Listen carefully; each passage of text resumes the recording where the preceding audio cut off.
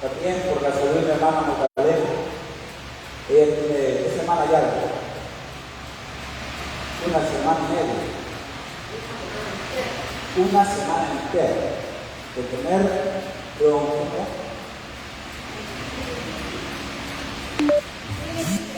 sinusitis, sepa, que es un bloqueo de las cosas nasales, ¿verdad? Así es que por eso vea, necesita su pañuela, su mascarilla, y por eso no está ahora a la mano. Así es que va a estar bien Magdalena de Lazo. Bueno, iglesia, ahora vamos entonces a la palabra del Señor.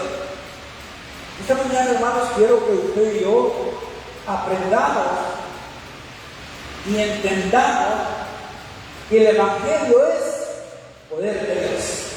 Diga conmigo, el Evangelio es poder de Dios. No los oigo, iglesia. El Evangelio es poder de Dios. ¿Quién dice amén? ¿Alguien duda? ¿Alguien duda que el Evangelio sea poder de Dios? Si usted duda, es porque no cree. Y si no cree, es porque no es creyente. Por eso esta mañana, iglesia, vamos a hablar del poder de la palabra. La palabra convence. Amén, amén. Y si no recuerdo cuando usted estaba de novia del actual esposo, y le dijo, ¿querés ser mi novia? Antes de decirle sí, usted dijo, vamos a ver quién es este, quién lo ofrece, vamos a ver qué es este, qué hace, vamos a ver qué hace este o qué quiere hacer este. Y ahí va bien la plática, al final uno convence a la novia o la novia convence al novio y deciden ¿verdad? Por un noviazgo que al final se convierte en una relación de matrimonio. Ok, si la palabra convence, la palabra de Dios es poder de Dios. Y si es poder de Dios la palabra, es el Evangelio de Dios. Por eso es que yo estamos esta mañana queriendo oír palabra de Dios, no palabra de hombres.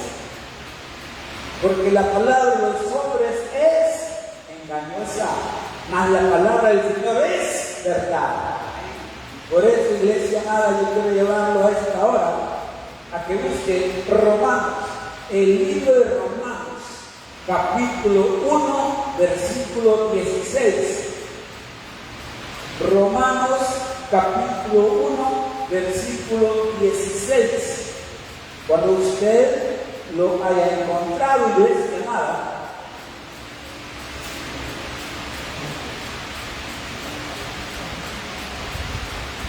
ruego que se ponga de pie para darle lectura a la Escritura con la reverencia que solo Dios merece. Si usted ya lo tiene, iglesia, lo leemos en el nombre del Padre, del Hijo y del Espíritu Santo. ¿Qué dice? En el nombre del Padre, del Hijo y del Espíritu Santo. Porque no me avergüenzo del Evangelio, porque es poder de Dios para salvación a todo aquel que cree, al judío primeramente y también al griego. Oramos al Señor. Amadísimo Padre que estás en los cielos, gracias. Porque esta mañana, Señor, vamos a afianzar, vamos a consolidar y vamos a convencernos totalmente de que tu palabra es poder de Dios. Por lo tanto, como cristianos, como convertidos, como tu iglesia, como tus hijos, vamos a decir, porque nunca avergüenzo del Evangelio. Señor, gracias porque mis hermanos como yo, estamos delante de ti para aprender de ti, Señor. Gracias, papito lindo. En el nombre de Jesús oramos. Amén y amén. Puede sentarse, iglesia.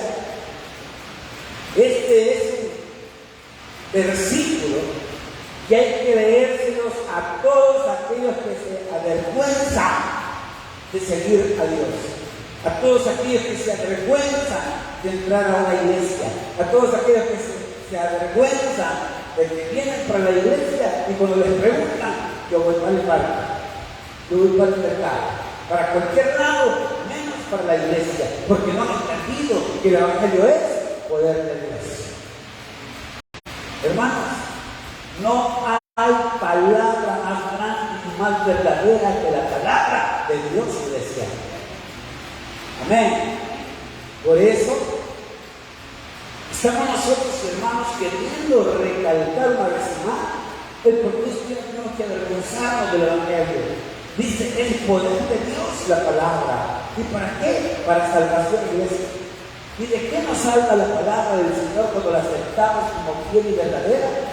De la condenación eterna. Pero eso es para el futuro, para el presente, para que nos libre, iglesia, de todo mal. De todo mal. Nos libre la palabra del Señor, iglesia. ¿Por qué? Porque nos salva.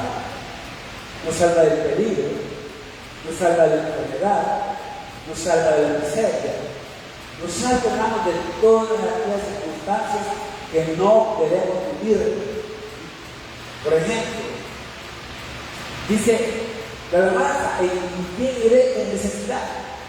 Usted no va a ir, hermanos, a un cura, usted no va a ir a un pastor, usted tiene que ir a los brazos del Señor. ¿Por qué?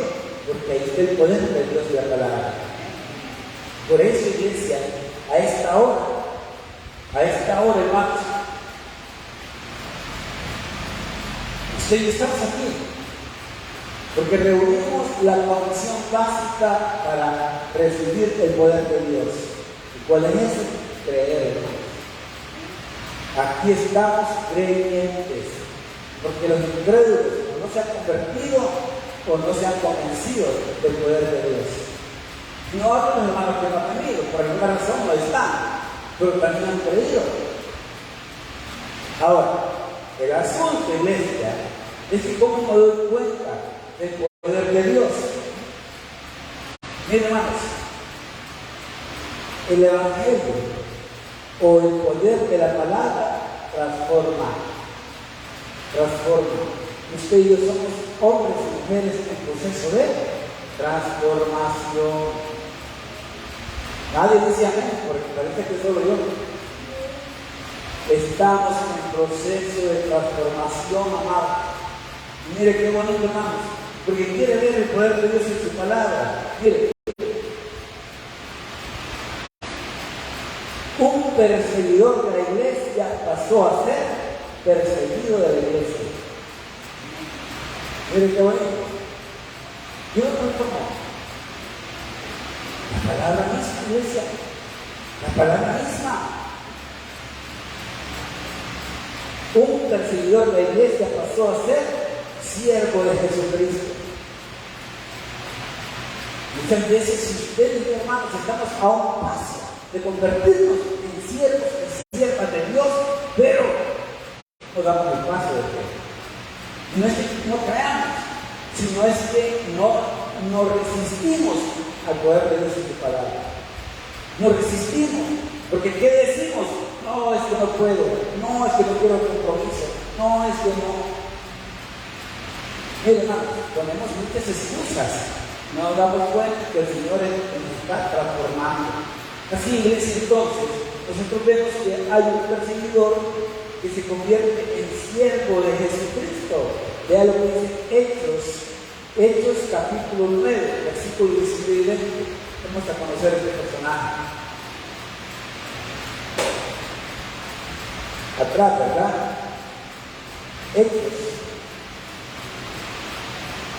Hechos 9, 19 y 20. Ahora que estamos romanos y el libro de los Hechos está atrás. ¿Lo tiene conmigo, iglesia? Dice la palabra del Señor.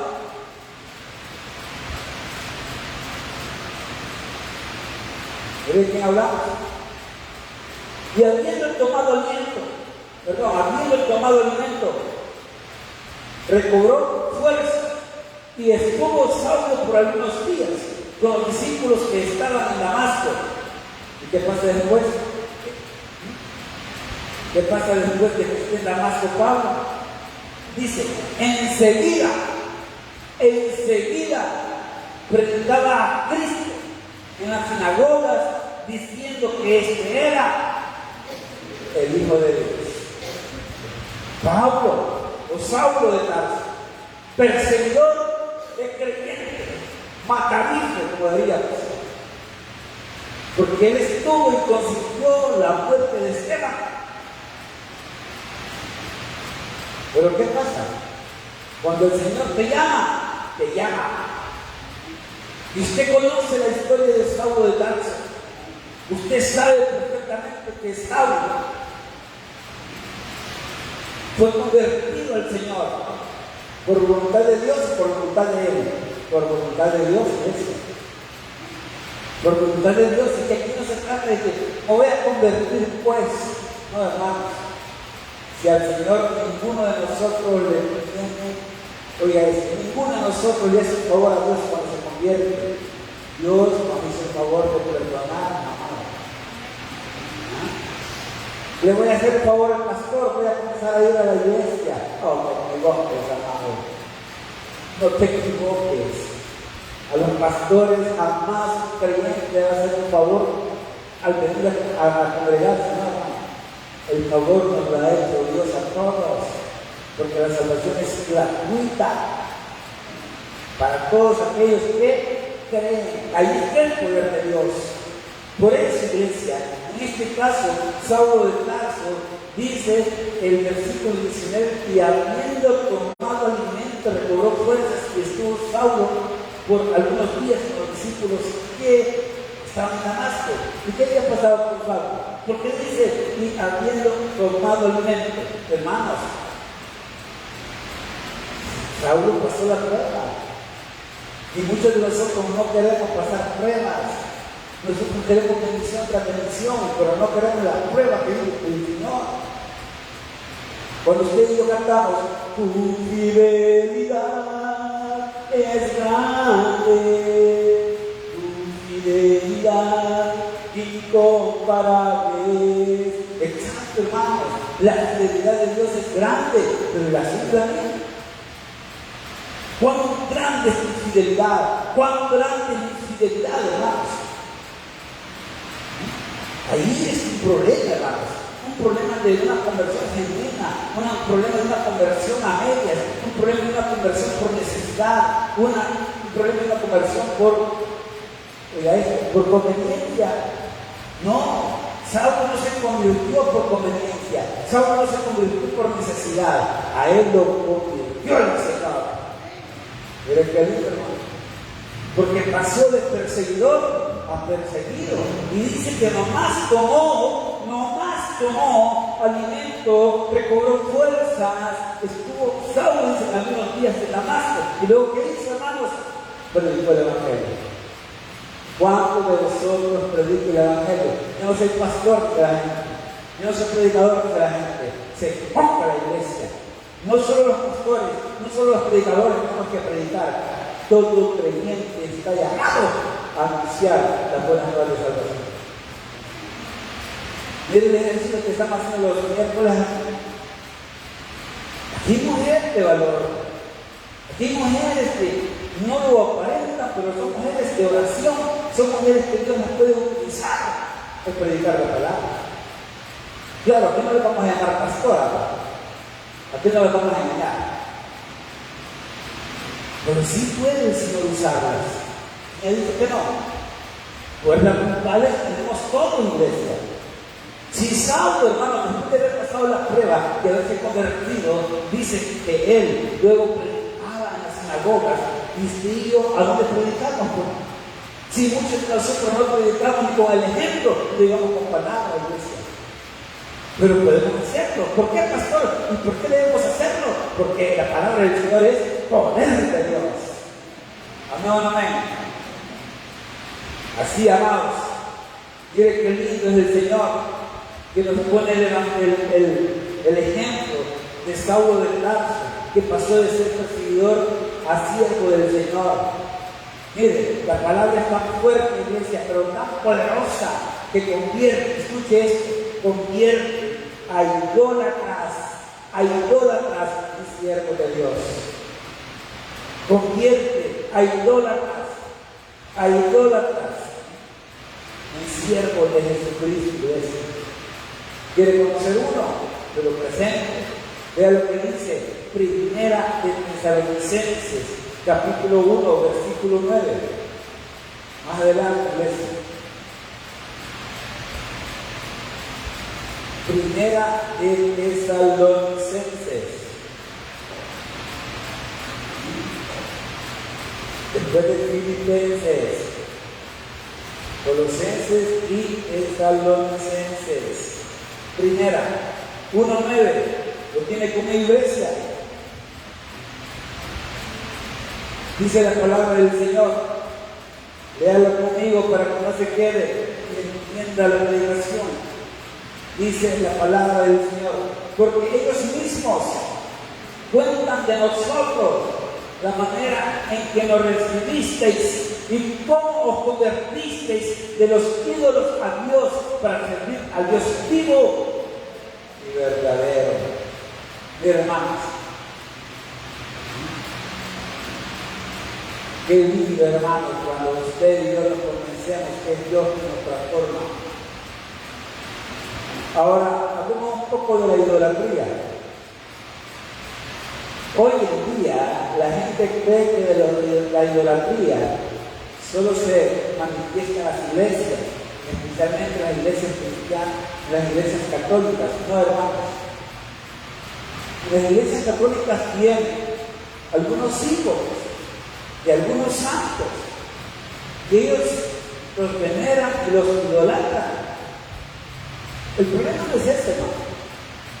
El problema no es ese porque ya se sabe que hay una religiosidad y que tienen que entender que esos santos jamás van a hacer nada por ellos, porque la palabra del Señor dice que no hay otro intercesor entre Dios y los hombres que Jesucristo mismo. Pero el problema no son ellos, el problema somos nosotros, que aún siendo cristianos nos hemos convertido en idólatras. Sencillo, hermano, yo sé lo como bien sencillo. Idolatramos a nuestros hijos. Y no van a la iglesia, ay, usted no pudo ir. Idolatramos a nuestros maridos. ¿Y por qué no viene la mamá? Ay, que no quería que me levantara. A nuestras esposas, ¿y por qué no vino? Ay, es que ya me puso a lavar. Ese bebé. Hermanos, miren, como usted no lo crea, pero estamos idolatrando el televisor, la computadora y los teléfonos celulares. Ahí está nuestra idolatría. La idolatría de los cristianos se ha convertido en idolatría electrónica.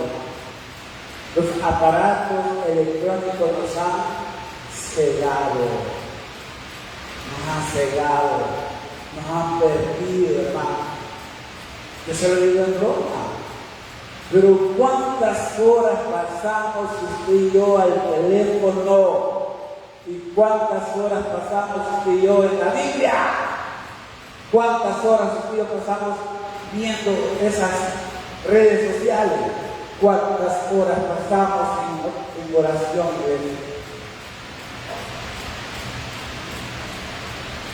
Ese es el problema. Nosotros criticamos la idolatría que se da en un templo. Allá en el Antiguo Testamento había idólatras a los dioses paganos. Uno de ellos era Baal. Por eso aquí, hermanos, está diciéndole en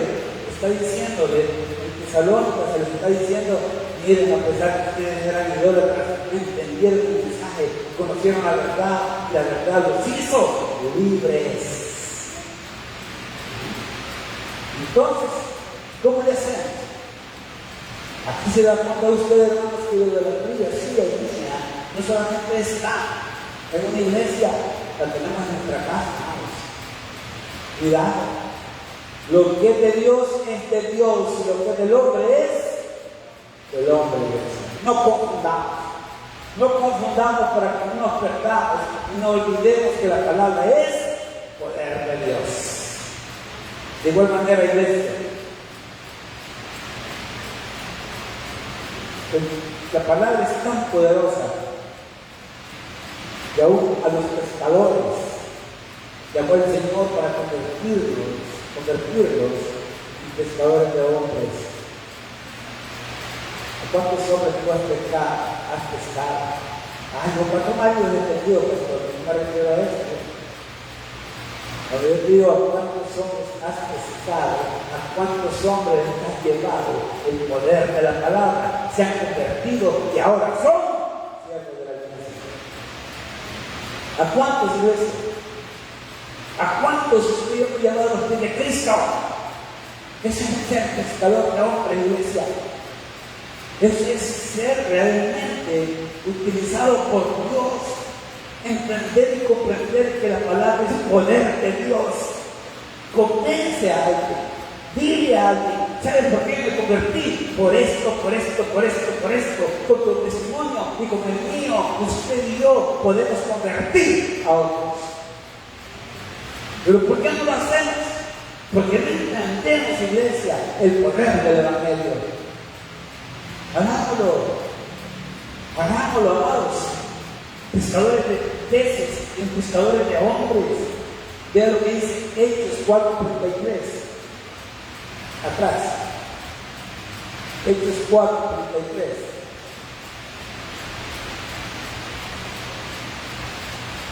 Dice la palabra del Señor, iglesia. Ahí se da cuenta, mire qué bonito. ¿Qué tiene conmigo, iglesia?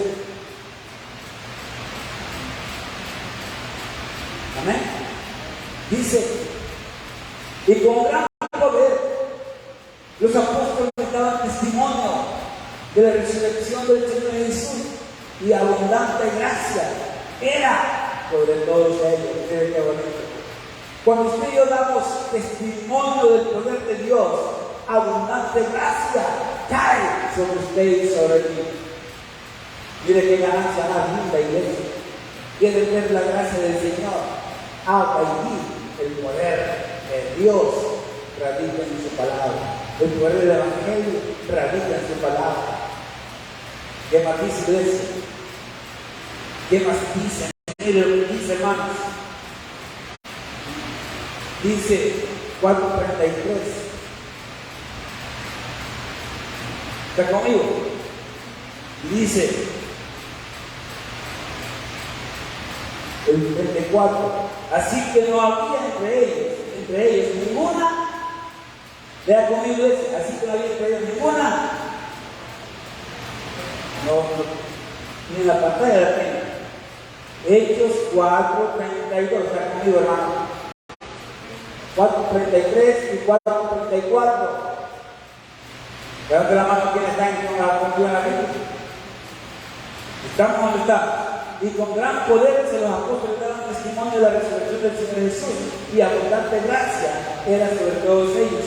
Así que no había entre ellos ninguna o ningún necesitado.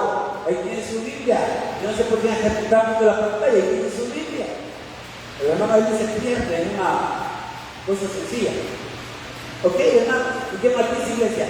¿Y por qué entonces? ¿Y por qué no había entre ellos ningún necesitado? Porque la gracia del Señor estaba sobre ellos, y además de ellos, de eso, todas las cosas tenían en común. Y usted y yo, ¿qué tenemos en común, iglesia? Que somos creyentes, pastor. Amén. Pero ¿qué más, iglesia? ¿Qué más? Creemos en el poder de Dios. Amén. Pero de ahí no pasamos, iglesia. Porque lo que hay en el pueblo del Señor hoy por hoy es puro egoísmo. Lo mío es mío, lo suyo es suyo. Y si yo no tengo, si usted tiene nada, si usted tiene todo, yo comparto lo poco que tiene o mucho que tiene. ¿Por qué? Porque no hemos aprendido a conocer el poder de Dios. Cuando usted tenga, iglesia, ayuda al que tiene. Mire, fíjense que le voy a contar. ¿Quién alguna vez ha necesitado $1? ¿Dice? ¿Quién alguna vez ha necesitado $1? Yo creo que alguna vez todos. Todos. Y me contaban Compañeros, mire, le voy a contar una historia. Dice que yo vivo en Montelimar, vivo en el pasaje donde está la iglesia. Y un día yo amanecí, y esto es real. Un día sábado yo amanecí sin 5. Llegué el domingo sin 5 y tenía que ir a la oficina. Y le dije a una hermana que vive a la par de la iglesia que tiene sus posibilidades que me prestara $1. Ella sabe que me dijo que no, porque ya no pertenecía a su iglesia. Así es así. Le dijo, no, porque usted no pertenece a mi iglesia. Llega donde el pastor le dice, pastor, présteme $1. El pastor le dice, espérese que cuenten la ofrenda. Cuentan la ofrenda, vuelve a decirle al hermano que le preste $1 y le dice, espérese que venga mi esposa. Llega la esposa y le dice lo mismo. Mira, ya que vino el vecino que quería que le prestara $1 para el pasaje. Y dice él que la esposa le dijo, no alcanza con la ofrenda, que está justo para lo que la veremos. Y me dice, ¿sabe? Me entristeció. Yo salí a las 4 de la mañana a ver si traía el bus verbal, casi un vecino que no se congrega, y le dije, vecino, disculpe, tiene $1 que me preste, $5 que yo. Mire, hermanos, esos ejemplos duelen al corazón, porque muchas veces usted y yo así lo hemos hecho, hermano. No le hemos ayudado a quien de verdad lo necesita. Amén. Posiblemente, hermano, usted, o yo tengo pena decirle a usted, mi hermano, regálame $3 para irme al especial. Tal vez el día que se lo diga, las va a decir usted, ¿qué pasa? Por estar bromeando. O mire, hermano, fíjese que solo tiene los $10 de combustible de San Salvador para acá, no tiene $10 que me regale, porque me preste. Usted va a decir, este pastor está jugando. Usted no lo va a tomar en serio. ¿Por qué? Porque cree que no hay necesidad. Y sí hay necesidad, iglesia. Sí hay necesidad. Pero tenemos que ser sensibles, amados. Dice la palabra del Señor que hay todas las cosas en común. Por eso, hermanos, por eso estamos nosotros encontrando aquí, hermanos, encontrando que ellos todos se convirtieron en pescadores de hombres. Porque todas las cosas tenían en común, no había entre ellos un necesitado. ¿Y qué encontramos en la iglesia de ahora? Muchos necesitados. ¿Y qué sean por esos necesitados? Nada. Si no tengo ni para mí, pastor. O los pastores dicen que si yo no tengo ni para mí. Les voy a poner un ejemplo. Sencillo. Uno no se da cuenta, hermanos, el favor que le hace a Dios, no a los hombres, a Dios. Y aquí está, no me da pena decirlo porque íbamos practicando el día. Dice la hermana Marina, los martes yo no puedo ir a la caja porque quiero regresar temprano a mi casa. 5:30 yo creo que los días agarraban transporte. Me cuentan que no agarraron transporte. Que fueron a la piedra, se encontraron en el camino y les cobraban $2 por persona. ¿Qué decidieron ellos? Cancelar. Porque $2 en la economía sí venía hacia la diferencia. Y le digo, entonces, ¿qué hicieron? No, pastor, con $2 me compró $2 por día, me dio la hermana Marina. No está nada. Y digo yo, ¿cómo es posible que cobren $5 de aquí a la 4? Y muchas veces esos carros de alquiler los a la gente que se cobren a la iglesia.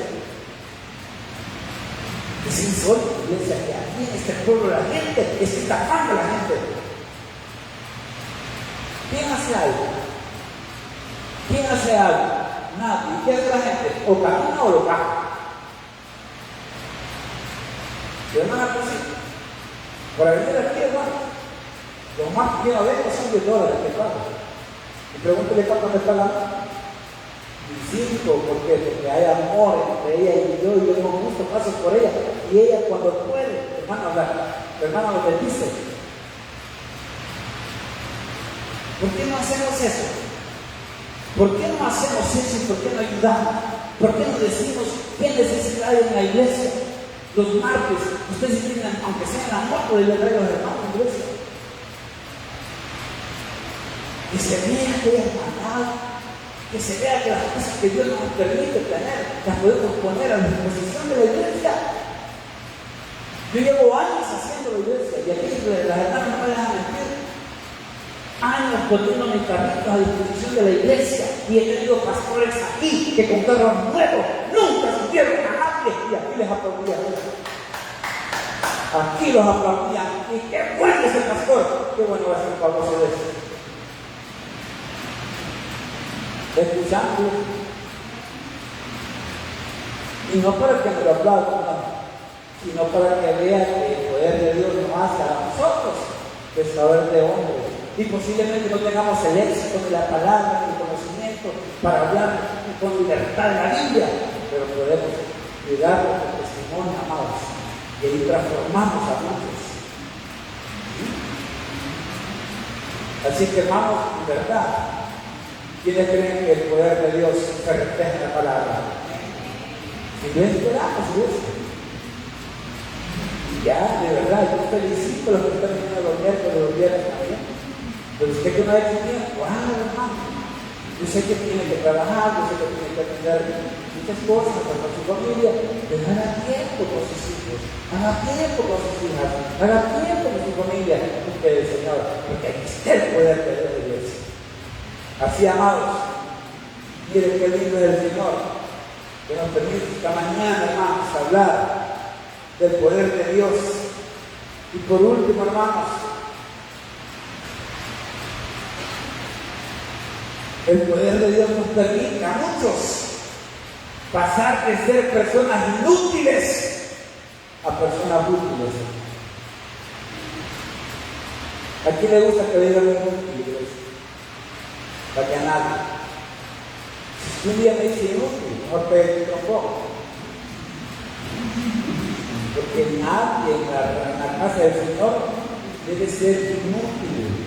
Todos en la casa del Señor tenemos que ser útiles. Porque el poder, la palabra transforma. Si yo vengo como un inútil, la casa del Señor me va a servir y me va a decir, puedes ser útil. ¿Cuál es tu talento?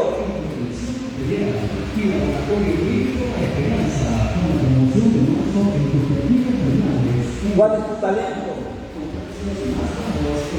¿Me explico, hermanos? Ese es el detalle en el cual nosotros tenemos que concentrarnos. Miren, hermanos, personas inútiles y personas útiles. Vea lo que dice Filemón, capítulo 11.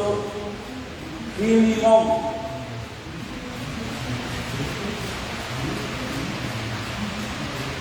Vamos a ver.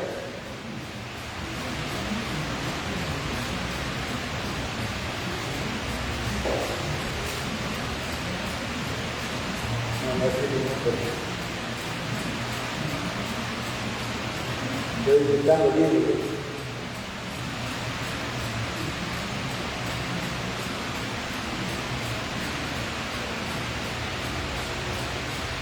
A ver,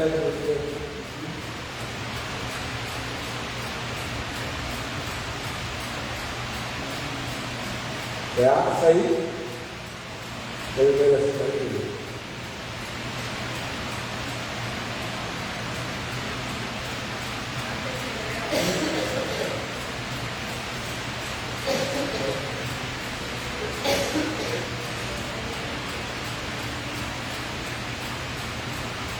Veamos qué dice el Filipenses 4:7. Sí, no, pero vamos a ver la cita bíblica. Efesios 4:7.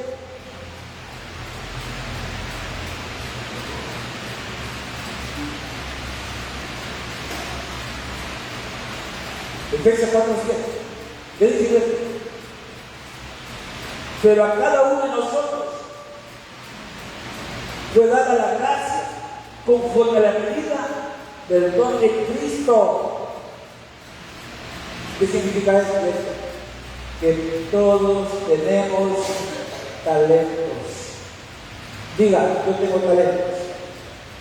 Dígame, iglesia, declaro, yo tengo talentos. La pregunta es, ¿cuáles son? ¿Quién conoce sus talentos, iglesia? ¿Quién los conoce? Es necesario, iglesia, es necesario que usted y yo hayamos sido personas rudas para ser personas amorosas. No. Es necesario que usted y yo seamos inútiles para ser útiles. No. Pero es necesario conocer nuestros talentos para ser útiles al reino de Dios. Le pongo un ejemplo muy sencillo. Las hermanas que cantan. ¿Quién les dijo a ellas que cantaran? Pues Dios. Fue Dios. Les gusta la alabanza. Y ellos poco a poco han ido, ¿qué? Aprendiendo, perfeccionando su talento. ¿Cuál es su talento? En el reino del Señor, usted, el único talento que ha tenido muchas veces, hermano, es ver, oír y callar. Y eso es una aplicación. Usted y yo tenemos que oír y poner por obra la palabra. ¿Amén o no amén? Así, amados hermanos, el Evangelio de Dios, el Evangelio es el poder de Dios. Si usted y yo tenemos poder, no es poder propio, es poder de Dios. Y fíjense cómo son las cosas. Y lo hablamos con la hermana Crucita el viernes. ¿Quién primero la oración? Amén. Los que hicieron la oración, hermanos, usted me dio a hacer algo que nunca hago. Bajar e imponer manos a una. Yo no lo hago. Y no es que no crea en el poder de la sanidad. Sí creo en el poder de la sanidad. Pero eso debe sentirse en su corazón cuando usted lo haga. No vaya con mucha gente fanática por los manos. No están viviendo con Dios ellos. Pues el día viernes yo fui y le puse manos a un hermano. Pregúntenme si sé por qué. No sé. Yo lo hice. El Señor. Y lo dije. Esta hermana va a tener sanidad total. ¿Gracias a quién? A Dios. Yo únicamente lo he creído y lo he declarado. No voy a no se va a equivocar jamás le dé gloria a los hombres, porque Dios no comparte su gloria con nada. La gloria es para Dios, la gloria en su vida no es suya, es de Dios. Por eso me gustó un día que el presidente de la República dijo: la gloria de esta victoria es para ustedes, es para Dios. No están perdidos del interés. No hay gloria para los hombres, solo gloria para Dios. Hermanos, el día que el creyente lo diga con seguridad es porque la palabra ha logrado ser poder de Dios en su vida y en la mía. Por eso decimos, el que tiene Dios por oír, que oiga. ¿Cómo se ve nuestra nada? Ahí, Padre, que estás en los cielos, gracias, Señor. Gracias, papito lindo, porque una vez más, tú, Señor, nos has demostrado tu poder, tu gloria y tu amor a regalarnos esta palabra esta mañana, Señor. Bendice Dios a mis hermanos y a mis hermanas, que tu palabra sea real en nuestras vidas, que la pongamos por obra, que entendamos que el poder de tu palabra es el Evangelio, que entendamos que el Evangelio es el poder de tu palabra y es tu verdad. Por eso nosotros nos comprometeremos a ir y predicar en todo tiempo y a toda criatura, no importa que sea hasta lo último de la tierra. Eterno Dios, gracias. En el nombre de Jesús oramos. Amén y amén. Regálame un fuerte aplauso a la iglesia, y a todos en media hora comenzamos a decir. Saludos.